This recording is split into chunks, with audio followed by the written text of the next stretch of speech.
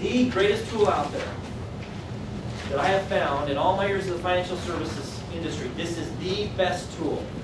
The website should be in your book. If it's not, you can go ahead and write it. It's www.ipers.org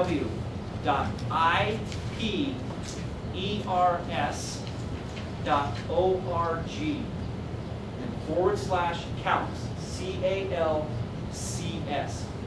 We borrowed this tool from our friends over in Iowa. We're PERSI and they're iPers.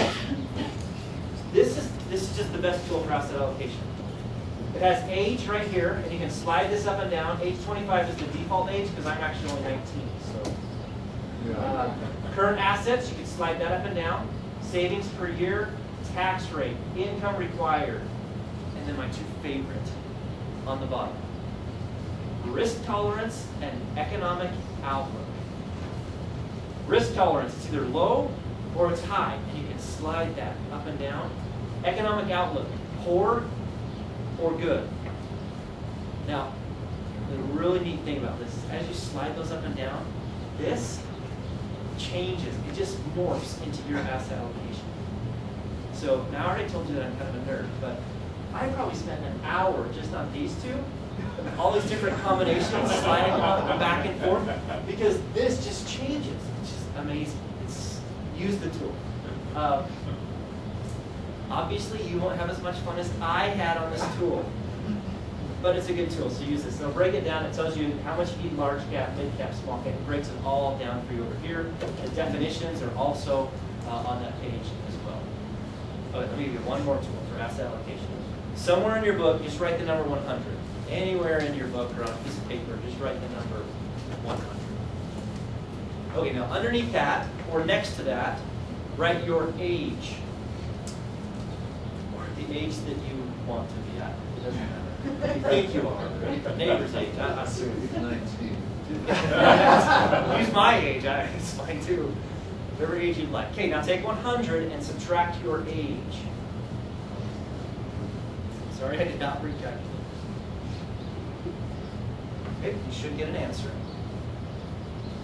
Does everybody have a 2-digit number for their answer? Okay. That answer that you just got is the percentage that you should have in equity mutual funds right now, or stock mutual funds. That's the percentage you should have right now. According to get back here, I don't think so. Okay, too high or too low? I interrupted, but you're going to present a good reason why that should be. Okay. So if you're looking at that, and I don't know if you were too high or too low, if you're looking at that saying, absolutely no way, way too much, you're what they call a conservative investor. You would actually start with the number 80, or whatever your answer is, you would subtract 20. That's the percentage that you should have as a conservative investor in equity or stock mutual funds. And I use those interchangeably, but they're the same thing. If you're looking at that saying, phew, that's nothing. I got more than that just in Brazil alone. Then you're what they call an aggressive investor. You would start with the number 120, or you would add 20 to your answer, and that's the percentage you should have right now in stock mutual funds. Now the idea behind this is as you increase in age, your exposure to the markets needs to decrease. We need to bring that down. Because as we increase in age, we don't want to take on that additional risk. Biggest question I get, most frequent question I get as I travel around the whole state is this: can I retire? My response is usually, sure. If you'd like to, I don't know. If you have that question, can I retire? It's as easy as this. It comes down to cash flow. Any Dave Ramsey fans in here? Oh, good. We got one. Oh, front row. Dave Ramsey. He says cash is king. Why does he say cash is king? Or have you heard that before? Cash is king. Why? What does that mean? Why is cash king? Because it's not debt. Yes, because it's not debt. It's not beholden to anybody. Cash is what pays the bills. Cash is what gets the job done. Cash is king. If you have this question, can I retire? It's as simple as this. Look at your income in retirement. I mean on a monthly basis, not gross, net. your net income. How much cash am I going to receive on a monthly basis in retirement? It's going to be this much, or whatever it is. Then look at your expenses on a monthly basis in retirement and see what those are. Anybody see a problem? My income is here, my expenses are here, I can't retire. I've got to do one of three things. I've got to work longer, I've got to save more, or I have to reduce my expenses.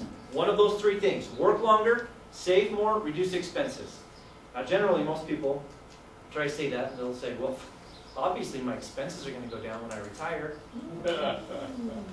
Careful with that. Do your property taxes go down just because you retire? No. Does your cell phone bill go down just because you retire? No. In fact, it probably goes up. Because now you can't make those long-distance phone calls with your work phone anymore. You actually have to. So really look at those expenses and find out this. I met with a teacher down in Middleton. And she said, oh, I've got another 3-4 years to work, minimum. So are you sure? Well, let's take a look at this. So we looked at it, and her income was like this in retirement. Her expenses were like this. I said, well, you could retire tomorrow. And she did. She was not, it wasn't the next, it was next month, but she was